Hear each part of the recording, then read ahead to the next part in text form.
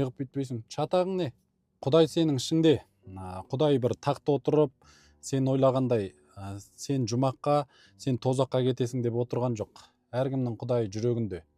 Мәшһүр ол жайлы Абаймен кездесуінде айтқан. Абай айтты: мәшһүр екенің рас болса, Құдай қайда, жұмақ қайда, тозақ қайда деген екен. Соны айтшы депті. Сонда мәшһүр тұрып: Абайдың Құдайы қайда екенін білмеймін, менің Құдайым жүрегімде деген екен.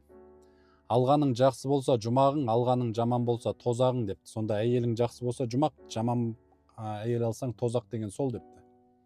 Соны біздің қазақ әлі күнге дейін түсінбей келе жатыр. 5 күн намаз оқып алады да елдің бәрін намаз оқуға үйретеді.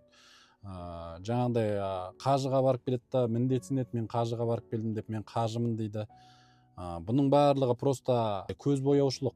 Нағыз рухани бай адам, нағыз иманды адам, ол біреуде шаруасы болмаған адам.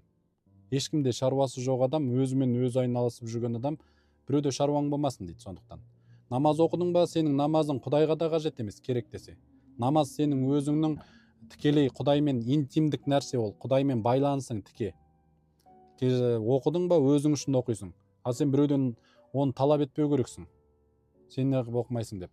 Өзіңнің намазың қабыл болып жатыр ма? Өзіңнің оразаң қабыл болып жатыр ма?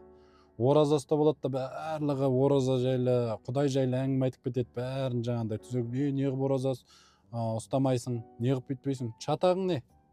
Болды, сен басқа адамды, ораза ұстамаған адамды адам құрлы көрмей тұрсың ба, сенің уже сауабың бәрі шайылып кетті. Сондықтан Құдай әркімнің өз ішінде, әркімнің өзінің интимный нәрсесі, соны түсінбейді біздің қазақтар. Әсіре діншіл ғой, фанатиктер ғой.